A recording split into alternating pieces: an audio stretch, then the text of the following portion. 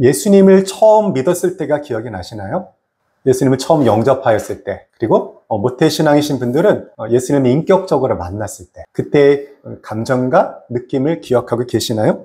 우리가 처음 예수님을 만나게 되면 예수님께 푹 빠지게 되죠. 그분께서 우리에게 주시는 그 구원의 은혜에 감사하고 또 그분의 부활을 또 바라보면서 소망하는 가운데 우리가 예수님을 사모하게 됩니다. 세상의 것들만 쫓던 우리가 영적인 것에 관심을 갖게 되고 그 속에서 또 만족을 누리게 되죠. 저도 예수님 처음 만났을 때 예수님이 너무 좋았어요. 그래서 그분 앞에 자주 나가고 또 간절히 찾고 그런 가운데 마음이 막 뜨거워지고 또 눈물도 많이 흘리고 했던 기억이 있습니다.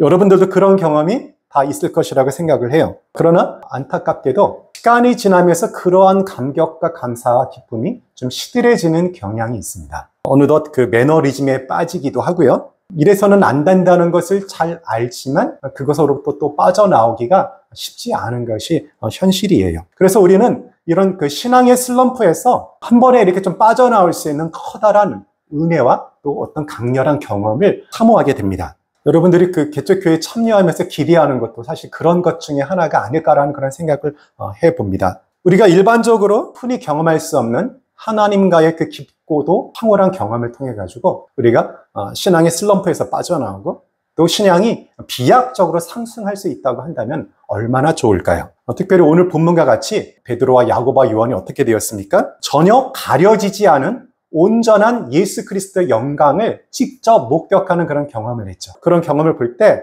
우리도 저런 경험을 하면 얼마나 좋을까. 그렇게 된다면 우리의 신앙도 참 좋아질 텐데 라는 그런 생각을 우리가 할 수 있다고 생각을 합니다. 오늘 사건을 이해하기 위해서 우리는 먼저 그 앞에 배경을 좀 살펴볼 필요가 있어요. 예수님께서 이 땅에 오셔서 어떤 사역을 하셨습니까? 병든 자들을 치유하셨고 귀신들을 쫓아내셨고 또 죄인들의 죄를 또 용서하여 주셨죠.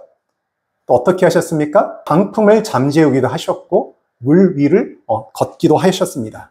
이런 사역에 기초하여서 예수님께서 그 가이사랴 빌립보 지방에 이르렀을 때 제자들에게 질문을 했죠. 너희는 나를 누구라 하느냐? 그때 베드로가 주는 그리스도시요 살아계신 하나님의 아들이라고 그렇게 고백을 했어요. 그때부터 예수님께서 어떻게 하십니까? 인자가 유대인의 그 지도자들에게 고난을 받고 죽으셨다가 다시 살아나야 할 것을 가르치십니다. 그때 베드로가 어떻게 반응을 하죠? 그래서는 절대 안 된다고 강력하게 항의를 하죠.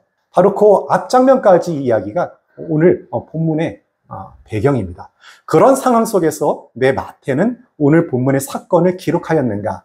라는 것에 대해서 우리가 좀 초점을 가지고 바라보면 본문의 의미를 좀 이해하는 데 도움이 될 것이라고 생각을 합니다.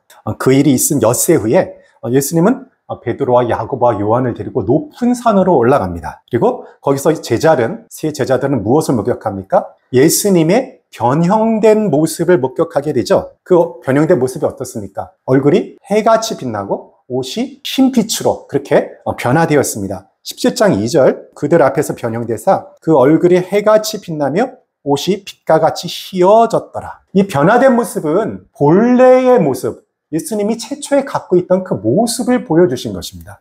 예수님께서는 자기를 낮추어서 인간의 몸으로 이 땅에 오셨죠. 그래서 인간의 그 육체 속에 본인의 영광을 감추었어요. 그렇지만 우리 주님의 그 영광은 그 인간의 그 육체가 감출 수 없어서 그분의 사역과 인격 가운데 그 영광이 순간순간 그렇게 드러났습니다. 그런데 이제 이 높은 산 위에서 조금도 가림이 없는 온전한 형태의 예수님의 영광을 지금 제자들이 목격을 하게 된 것입니다. 그 영광스러운 모습이 얼마나 눈부시고 찬란하였는지 마치 빛과 같았다라고 그렇게 기록을 하고 있습니다. 그뿐만이 아닙니다. 그때 모세와 엘리야가 아마 하늘로부터 내려온 것 같아요. 그렇죠? 나타나가지고 예수님과 더불어 대화를 하시죠. 모세와 엘리야는 예수님과 무슨 말을 나누나요? 오늘 본문에 나타나 있지 않지만 병행 본문인 누가복음 9장 31절을 보게 되면요. 어떻게 기록이 되어 있냐면 장차 예수께서 예루살렘에서 별세하실 것을 말했사라고 되어 있어요.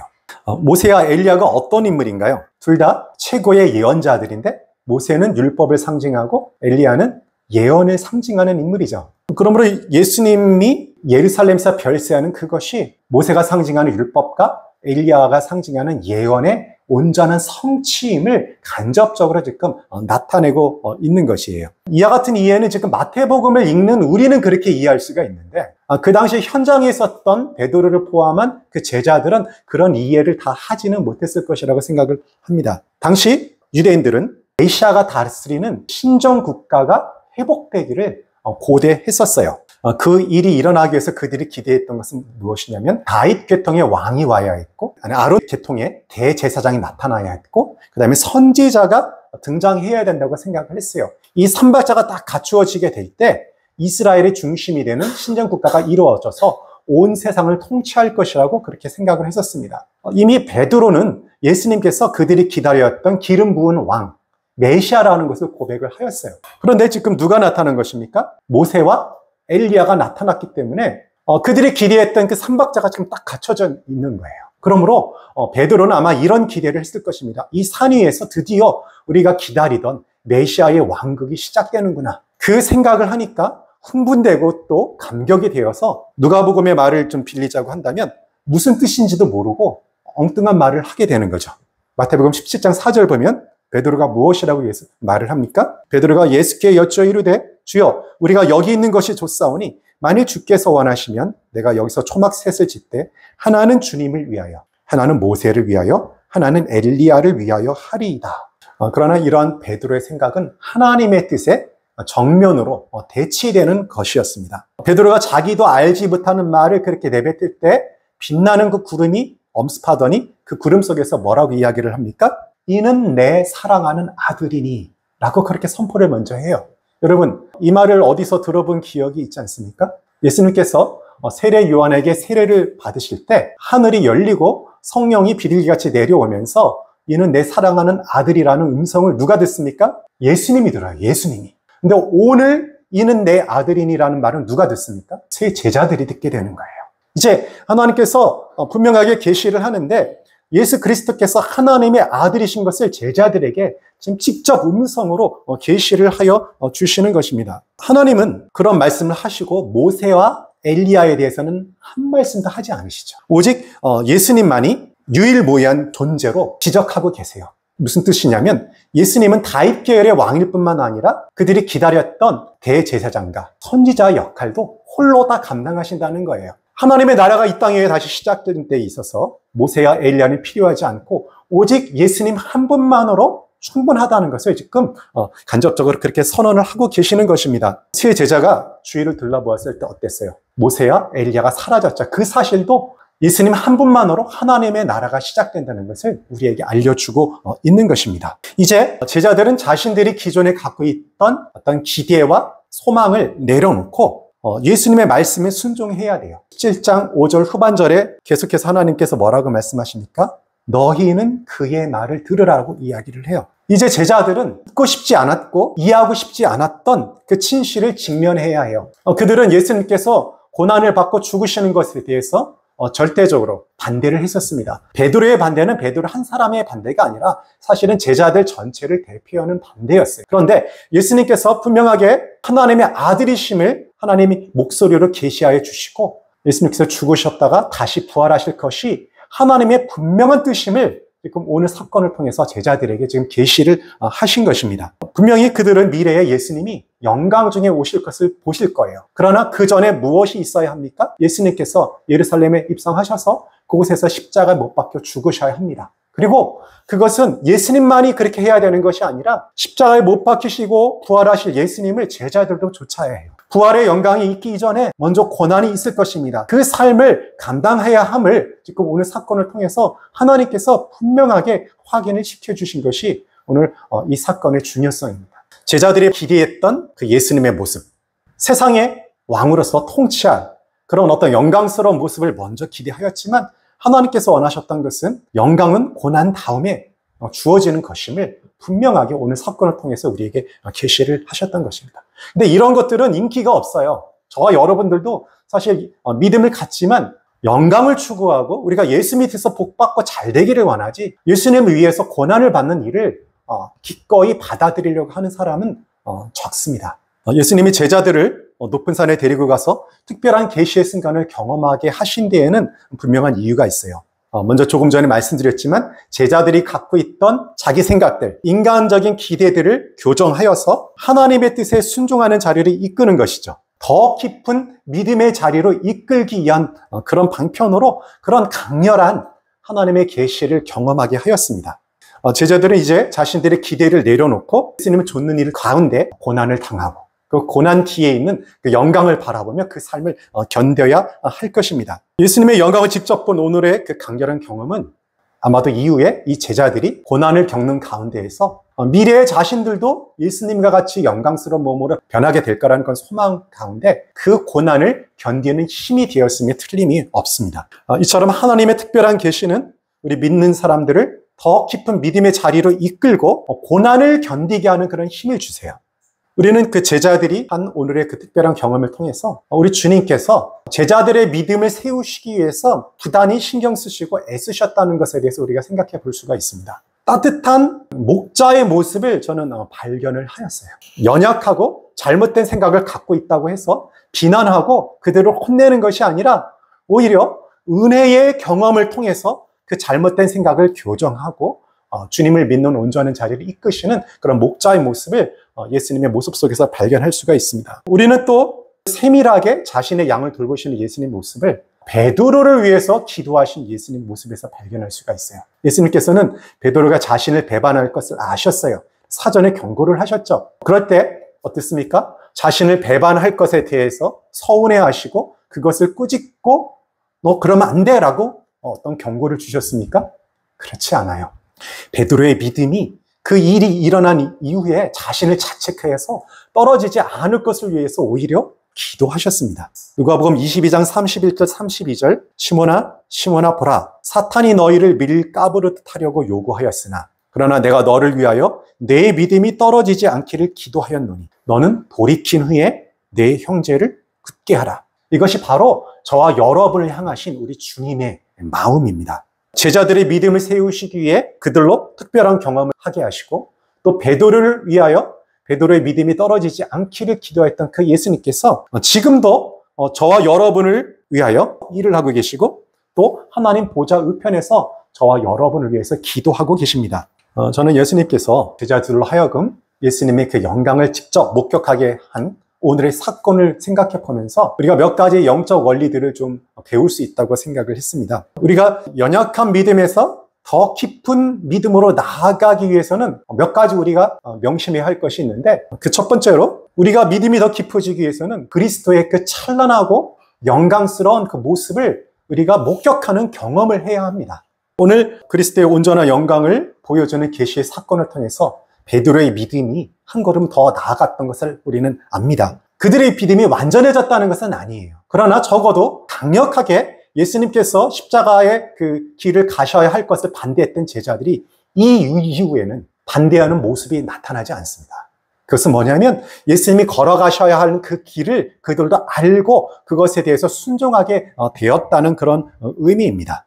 이 강렬한 사건은 또한 그들이 신앙을 자라게 해 이후 그들이 주님의 복음을 전하면서 고난을 겪을 때 그들이 버티게 하는 힘이 되어 주었어요. 베드로는 이때의 경험이 얼마나 강렬했는지 후에 이 사건에 대해서 이렇게 고백을 합니다. 베드로 후서 1장 16절 우리 주 예수 그리스도의 능력과 강림하심을 너희에게 알게 한 것이 교모히 만든 이야기를 따른 것이 아니요 우리는 그의 크신 위엄을 친히 본 자라. 우리는 그의 크신 위엄을 친히 본 자라고 그 고백을 하면서 자신들이 예수 그리스도의 능력과 그분이 다시 재림하실 것에 대해서 확신을 갖고 증거하는 것은 그분의 영광스러운 모습을 친히 보았기 때문에 우리가 확신을 갖고 이 말을 할 수 있다라고 그렇게 이야기를 하고 있어요. 히브리서 기자도 이렇게 이야기를 합니다. 우리가 믿음의 주요 또 온전하게 하시는 이신 예수를 바라보자라고 그렇게 이야기를 해요. 예수님을 바라보는 일이 얼마나 중요한지에 대해서 우리에게 일깨워 줍니다. 우리도 믿음이 깊어지기 위해서는 예수님을 바라봄으로 눈부시게 찬란한 예수님의 영광을 우리가 목격하는 경험을 해야 합니다. 태양이 비치면 모든 것에 영향을 미치게 되죠. 얼어붙은 대지를 녹이고 또 어둠을 물리칩니다. 하나님의 영광의 광채이신 예수님께서 우리에게 빛을 비추시게 되면 우리의 냉랭했던 마음이 녹아서 뜨거워지고 또 우리 마음속에서 어두움이 사라지게 됩니다. 우리 주님이 우리에게 그 영광을 비춰주실 때에 우리가 영적인 잠과 무기력에서 깨어나서 다시 신앙이 활기를 되찾을 수가 있습니다. 그러므로 우리는 그리스도께 우리의 시선을 집중하는 가운데 그 가운데에서 그리스도의 그 눈부시고 찬란한 영광을 발견하고 그것을 경험하기를 사모해야 합니다. 그렇다면 우리가 어떻게 그리스도를 바라보고 그리스도의 눈부신 영광을 경험할 수 있을까요? 우리가 새 제자들처럼 변형된 예수 그리스도의 그 영광을 물리적으로 직접 볼 수만 있다고 한다면 얼마나 좋겠어요. 그러나 그것이 지금 오늘날의 신자들에게는 주어지지 않죠. 그렇지만 우리에게는 그분의 영광을 경험할 수 있는 또 다른 통로가 허락되었습니다. 그것이 무엇입니까? 바로 예수 그리스도의 말씀입니다. 그러므로 우리가 믿음이 회복되고 더 성장하기 위해서 둘째, 우리는 말씀으로 나아가야 합니다. 여러분, 우리 모두에게는 한방 근성이 있어요. 일확천금을 노리기도 하고 벼락출세를 누리기도 합니다. 성공할 길이 없는 사람이 복권을 사는 것도 아마 같은 심리겠죠. 그런데 세상 사람들만 그런 것이 아니라 우리가 믿음에 있어서도 단 한 번의 강렬한 경험을 통해서 우리 신앙이 확 회복되기를 기대하는 그런 마음들이 있습니다. 이런 그 기본적인 우리의 속성 때문에 신데렐라 이야기가 아직도 인기를 끄는 것이고, 그리고 램프 요정 친이 이야기가 그 오래전에 지어졌던 이야기 아직까지도 우리에게 다가오는 것은 우리 모두에게 기본적 그런 욕구가 있기 때문입니다. 만약에 예수님의 영광을 직접 목격할 수 있는 변화산으로 우리를 데리고 누군가가 가겠다고 한다면 아마 줄에 줄을 설 것입니다. 그러나 그런 강렬한 경험을 누구나 할 수 있는 것도 아니고 언제나 할 수 있는 것도 아니에요. 오늘 본문에서도 이 강렬한 경험이 모든 제자들과 사도들에게 주어졌습니까? 아니요. 단 3명의 제자들에게만 주어졌습니다. 이런 강렬한 경험을 한 사람이 또 한 명 나중에 나타나기는 합니다. 누군가요? 사도 바울이죠. 사도 바울이 해와같이 밝게 빛나는 예수님의 모습을 직접 보았어요. 환상 가운데 보았고요. 그분의 음성을 들었습니다. 그뿐만이 아니에요. 하늘에 올라가서 셋째 하늘을 목격했다고 그가 고백을 하죠. 천국을 직접 본 것입니다. 고린도후서 12장 1절이죠. 천국에서 누구를 보았겠어요? 하나님과 우리 주 예수 그리스도를 직접 본 경험을 했을 것입니다. 그래 계시의 말씀을 거기서 들었어요. 고린도후서 12장 1절 2절 무익하나마나 내가 부득불 자랑하노니 주의 환상과 계시를 말하리라. 내가 그리스도 안에 있는 한 사람을 아노니 자기 자신을 가리킵니다. 그는 14년 전에 셋째 하늘에 이끌려간 자라. 천국을 직접 보는 그런 놀라운 경험을 했음에도 불구하고 그는 이 한마디 하고서요 더 이상 그 놀라운 경험에 대해서 이야기하지 않아요. 오히려 그는 자신의 연약함을 자랑하는 것에 대해서 계속적으로 이야기를 합니다. 이 특별하고 놀라운 경험을 하는 것이 우리 믿는 사람들에게 만약에 중요한 일이었다고 한다면 그가 그것에 대해서 자신의 경험을 상세하게 이야기했을 것입니다. 그러므로 오늘날 유튜브에서 많이 올라오는 내가 천국을 가봤다. 자신의 어떤 과거의 경력과 어떤 사역의 경험을 그렇게 나열하면서 마치 믿을 만한 사람인 것인 양 포장을 하고서 천국에 갔다 왔다고 하는 그 말들이 사실은 많은 경우에 거짓됐을 가능성이 많이 있고 또 우리가 그것에 현혹되기를 주님께서는 원하지 않습니다. 바울에게 그런 특별한 경험이 허락되었던 것은 아직 성경 말씀이 완성되지 않았고 또 그가 특별한 사역을 하게 되면서 견딜 수 없는 고난을 겪어야 했기 때문에 그 고난을 견딜 수 있는 든든한 경험으로서 그에게 허락이 된 것입니다.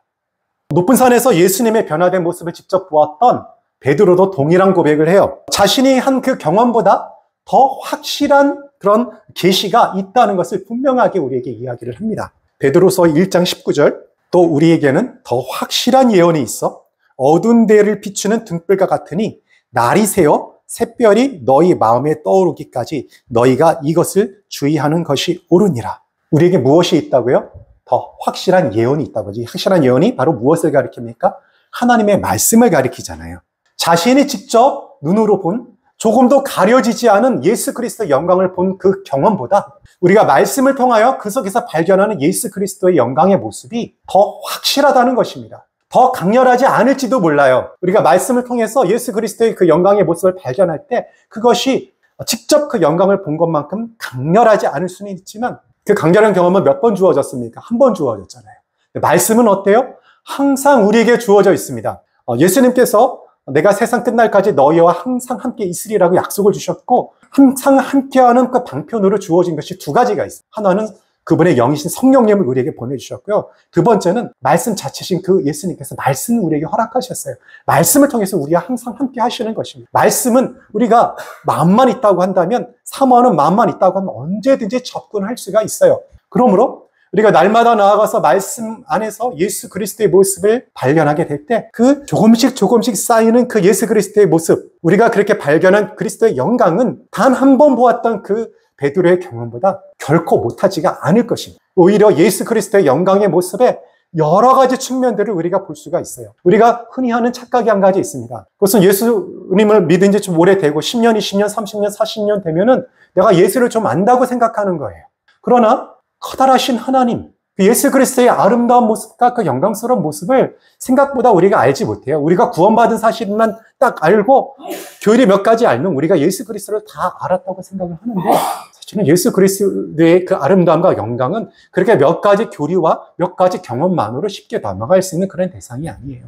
우리의 인식과 우리의 경험으로 다 파악할 수 없는, 평생을 알아가도 그분을 다 알아갈 수 없는 아름다움과 영광을 지니신 분이 바로 우리 구주 예수 그리스도이십니다. 우리가 말씀을 통해서 예수 그리스도의 영광을 바라보아야 합니다. 그것을 찾아야 합니다. 그럴 때 우리에게 잔잔한 기쁨이 주어질 것이에요. 어떨 때는 좀 강렬한 은혜를 주셔서 마치 말씀이 끌송이처럼 더 단 어떤 경험을 할 때가 있을 것입니다. 늘상 그렇지는 않을 것이에요. 그렇지만 우리가 분명하게 확신할 수 있는 것은 뭐냐면, 우리가 날마다 주님 앞에 나와서 우리가 만나는 예수 그리스도의 모습을 통해서 우리가 그분의 영광을 점점 더 이해하게 되고 경험하게 되고, 우리가 바라보는 예수 그리스도의 영광이 점점 더 커질 것이라는 것입니다. 그 영광의 빛에 우리가 더 많이 노출되면 될수록, 그것을 우리가 더 기뻐하면 할수록, 나도 모르는 사이에 그분의 영광의 빛을 통해서 나의 어두웠던 마음들이 그분의 빛을 통해서 밝아지고 나의 아픔들이 치유될 것입니다. 말라기서에 보게 되면 치유하는 강선이 말세에 나타날 것에 대해서 말라기 선지자가 이야기를 해요. 그것이 무엇입니까? 치료의 강선이 바로 우리 구주 예수 그리스도고, 그 치료의 강선이 어디서 발견되나요? 우리 주님께서 허락하신 말씀 가운데서 발견을 합니다. 감사하게도 우리 교회 성도들은 말씀을 사모하는 것 같아요. 얼마나 감사한지 모릅니다. 말씀을 듣고 배우는 일에 우리가 힘쓰고 있고 그 중요성을 잘 알고 있습니다. 잘 하고 계시는데 한 말씀 더 이렇게 권고의 말씀을 드리려고 합니다. 말씀 앞에 어떤 마음가짐과 어떤 태도로 서고 있는지 한번 점검했으면 좋겠습니다. 여러분 지금 어떤 마음가짐과 어떤 태도로 말씀을 접하고 있나요? 오늘날 그 말씀을 접하고 다가가는 것이 자유롭고 수월하기 때문에 그것을 그냥 당연하고 편하게 좀 접근을 하는지, 아니면 그 속에서 우리 구주 예수 그리스도를 만날 것을 기대하고 그분의 영광과 그분의 아름다움을 발견할 것을 소망하면서 그 말씀 앞에 나아가는지, 한번 우리의 모습들을 좀 살펴보았으면 좋겠습니다.